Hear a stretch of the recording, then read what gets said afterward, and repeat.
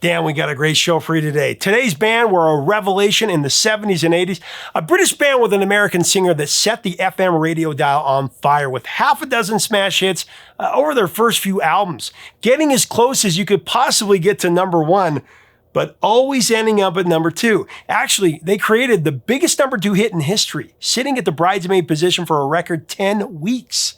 But then in 1984 into 1985, that all changed big time, releasing a no doubt about it number one hit with one of the most inspired vocals ever. So inspiring, everybody in the control room was bawling when it was recorded. Pretty good for a song that was written at 3 in the morning in mere minutes. After this legend was awakened by inspiration, the 80s power ballad, it not only gave them a number one hit across the globe, it's actually recharted 4 more times for various artists after the 80s. But nobody can touch the original vocal. I mean, in fact, this might be the greatest vocal performance on a number one hit, with the song being further opened up by an amazing and unexpected musical weapon. Find out what that is next. It actually knocked 2 record-breaking hits out of number one. Interviews coming up with the singer and the guitarist next on Professor of Rock. Hey music junkies, Professor of Rock, always here to celebrate the greatest artists and the greatest songs of all time. You know, if you are looking to be the king of music trivia, you're going to dig this channel. You're going to find out facts you wouldn't find anywhere else. Make sure that you subscribe below right now. Click the bell so you always know when our interviews and our videos are dropped. So it's time for another edition of our series, The New Standards. This is a show that takes an in-depth look into songs that transcend genre, decade, and really fads. Songs that are truly monumental touchstones in our culture and society that really set the bar for everything else.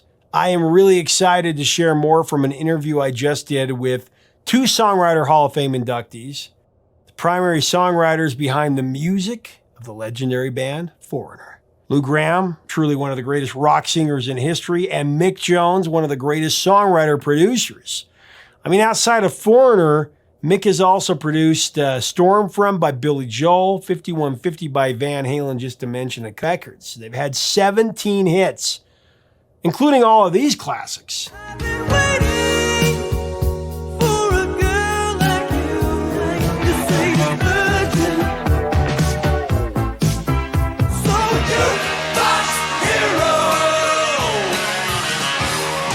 And you know, today's song might be the peak of their songcraft. That's hard to believe. I Want to Know What Love Is. I want to know what love is. It was the first single released from their 1984 album, Agent Provocateur. It's an amazing song, incredible. Came to Mick Jones at 3 in the morning. Then when he brought it to the band, an interesting proposition presented itself. A way to enhance an already amazing song. It also included Tom Bailey of the Thompson Twins on keyboards, and Dreamgirls star Jennifer Holliday, along with a phenomenal musical weapon. Find out what that was and how it came to Mick Jones and Lou Gramm in our exclusive feature coming up next. Here are Lou Gramm and Mick Jones with the story of I Want to Know What Love Is.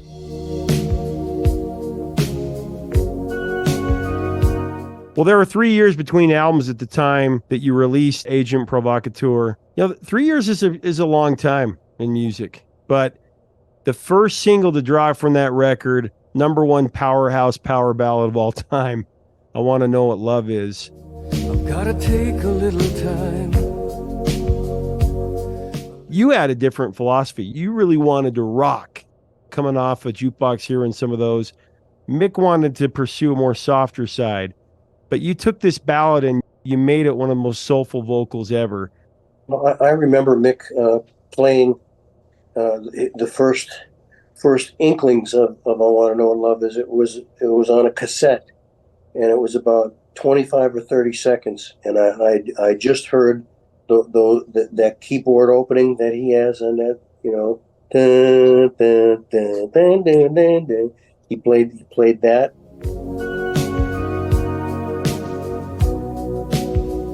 And started singing, gonna take a little time, in his wispy voice, you know, a little time to think things over. And that's about all he had. That much. And it moved me right then. a song that defines true and everlasting love, probably more than any song in rock history. I Want to Know What Love Is. I mean, just a massive song. It like charts about every 5 years, whether it's a remake or the original. I love that story about how you wrote that song. It was so inspired.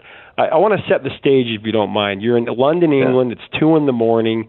You had the first 3 chords. Is that how it started? Yep. It was late at night. I couldn't make too much noise, although I had a little soundproof room. But so I was playing quite softly, and I just happened on these 3 chords as the intro for the song.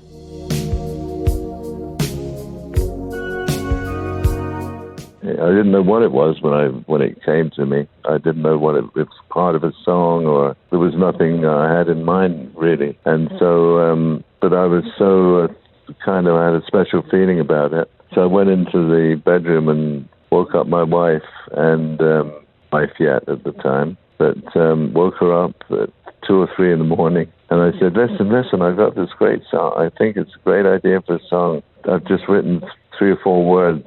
Will you listen to it? And she said, yeah, sure. So she got out of bed, came in the studio, and we both listened to it together. I've got to take a little time. And she looked at me with a bit of a frown. She said, what do you mean by you want to know what love is? Don't you know what love is yet with me? And I said, no, darling, no. This is a different thing. This is more like universal love and love between people, our neighbors. But obviously it's about love too. Yeah, I said, I'm learning new things every day. I wanna know what love is. We began working on the lyrics a little more and taking the song to the B section after the verse.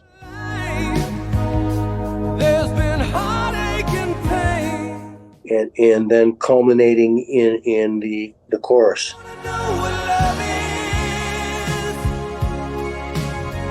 Now, he had an idea already what he would like the chorus to be like, and that idea is what the chorus is. Now, the verses and the in-between parts were all a little murky at that point, and we spent a lot of time defining those pieces. So they would set up that chorus in the same way that Jukebox Hero was set up,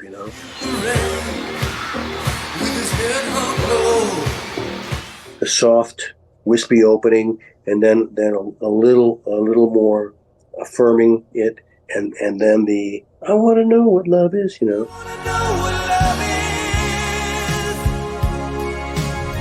was a wonderful experience. We spent weeks on that song. Obviously, it was after 4 Under 4, but we had begun working on some of the songs from Agent Provocateur, but really we stopped everything when we wanted to work on I Want to Know What Love Is. We stopped recording, and he and I spent about 3.5, 4 weeks. We just went to each other's houses and worked. Then we went back into the studio and started getting ready to record it in earnest. We recorded the music and zeroed in on the tempo. Then a friend of Mick's, who he had known for about 25 or 30 years, came into the studio when they were recording the music, and he and Mick started talking. And Mick played him the little demo that Mick and I had been working on. The gentleman says, "I've got just the thing for that song." He says, "Mick," he says, I work for a gospel label, don't you?" Well, one of the most powerful parts of that song, of course, putting the New Jersey Mass Choir into it.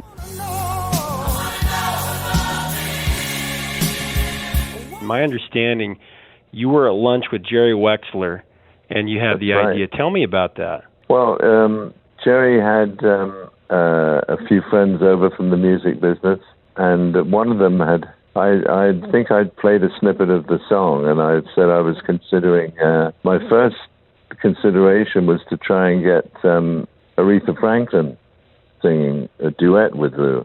That was sort of the first inspiration I had. But over the course of lunch, one of Jerry's friends at the table said he just purchased a catalog of gospel choir recordings. And he said there was one one particular group that were phenomenal, and they just lived over the water in New Jersey. And they are up and coming, and their last album was a smash. I'd like you to listen to this choir, and if you can somehow envision this choir singing that chorus. And he said, I'll send you some of the tracks of these groups and see what you think. You might be able to use them in the song. And so we listened to some of their album, and the voices were spectacular, and their voicings. I listened, and I was blown away by the power.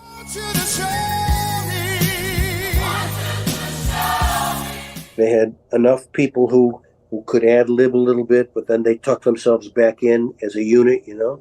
So we agreed to have them come to the studio.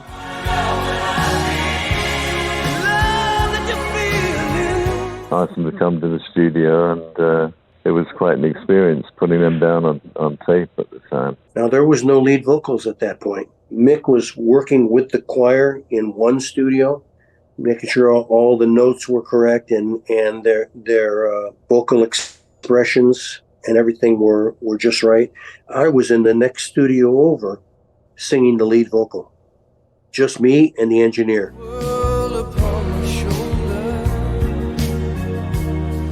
Usually Mick's right in there suggesting this and suggesting that and try that note and try that note. Nobody was around at all, just myself and the studio engineer. A rock band had never recorded with a gospel choir up to that point, and it posed some challenges. Yeah. It posed some challenges. Tell us about that. I love the story about what you did in the studio. Well, they had never been in the studio recording before. They always recorded in the church. So they were not very comfortable in the studio surroundings. It was much different for them. And for me, it was the first time that I had to work with that many people, and certainly with, a gospel choir.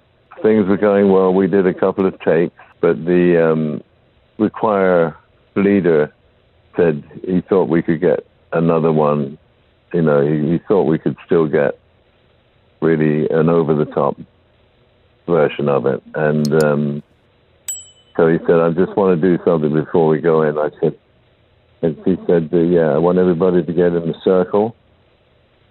And this time we're going to hold hands and sing the song together. And that's basically what happened. And it was such an emotional moment.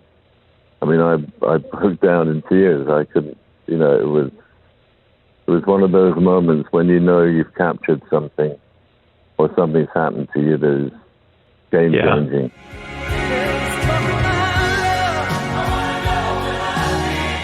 Well, as I understand it, there was a prayer that was given, wasn't there? Yes, there was. When the New Jersey Mass Choir was warming up their voices, and then we were just about to run the track for the first time, they asked us for a minute, and they all held hands in a big circle and said the Lord's Prayer. And then they said, we're ready. That was, I think, the reason why, the emotion came through so much.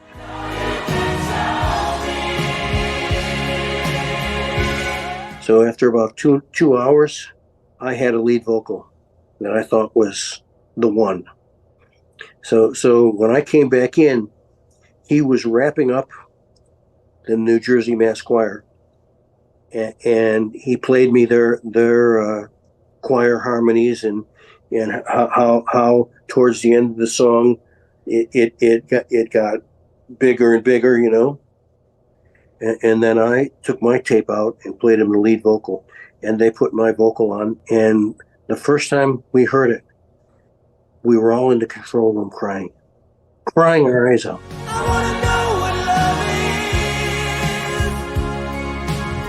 is. Very spiritual song. Every time you hear it. It feels a little sad towards the beginning, but it's a very hopeful song. As that song goes along, you just want to raise your arms and.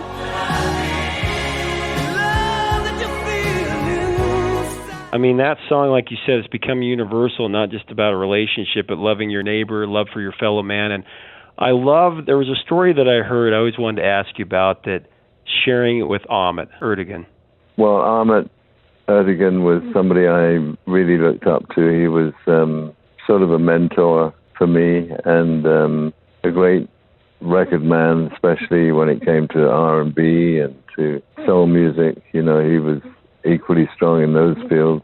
We had just completed the Agent Provocateur album, and we were having a listening party, what we call a listening party, in the studio with people from the label and, you know, some press and stuff. And I took Ahmed aside and I said, I'd like you to hear a song that I just finished on this new album we have.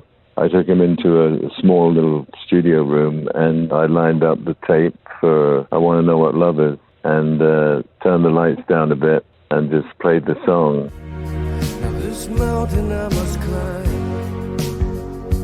You know, here's a guy who's recorded Ray Charles, Aretha Franklin, all those kinds of No artists. kidding. And I look over to him halfway through the song, A little time to look around me. and I see there's a tear running down his cheek. Wow. And just that moment was like, wow. It's got to be good if that's Ahmed's reaction. And I've actually made Ahmed cry. You know, such a great experience. Really great. It looks like love has finally found me. Well, Jennifer Holliday, too, her vocal at the end there, you and her going back and forth, just incredible.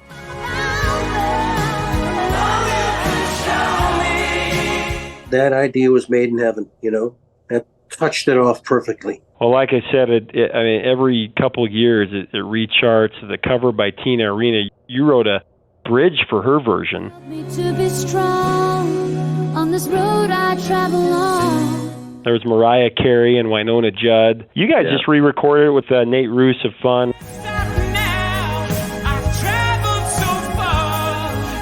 And that was a great re-recording. And then, of course, it's been used in so much pop culture. I mean, Modern Family and Glee. Need it when I'm older. Parks and Recreation, Orange is the New Black, Rock of Ages. I wanna know what love is. I mean, it's just Right. it's everywhere. And my kids have discovered it through those. And So many powerhouse vocalists. I mean, Celine Dion, In my life. Yes, Winona Judd, don't know if I can face it again. Mariah Carey,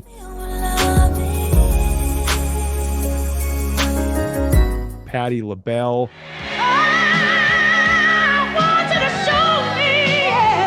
But nobody touches your performance of that song. You balance the passion and that tenderness so perfectly. It looks like love has finally found me. It was very satisfying to, after the work that was put in that song, to hear it finished.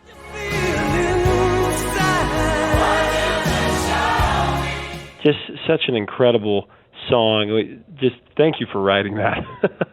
Oh, you got it, man. So actually, I Want to Know What Love Is. It reached number 1 on the UK singles chart on January 15th of 1985, taking out one of the biggest songs ever, the charity single Band-Aids, Do They Know It's Christmas? Foreigner camped out there for 3 weeks. And then in the US, it knocked Madonna's long-running Like a Virgin out of number 1 on the Billboard Hot 100 on February 2nd of 1985. It would actually be Foreigner's first and last number 1 hit. The song also spent 5 weeks at number 1 in Australia. It went to number 1 in Canada, Ireland, New Zealand, Norway, and Sweden. And it peaked at number 2 in Switzerland and South Africa. Like I said, it was number 1 everywhere. It's a spiritual song, it really is. Make sure to leave us a comment about this song. Lou, where do you think that Lou Gramm sits, the greatest vocalist of all time? Mick Jones as a songwriter, as a producer. What are your favorite Foreigner songs? Let's have a great discussion in the comment section below. Let's really celebrate this incredible band, once-in-a-lifetime band. Make sure to look us up on Patreon for more content and subscribe if you haven't already. We'd love to have you as part of our community. Until next time, 3 chords and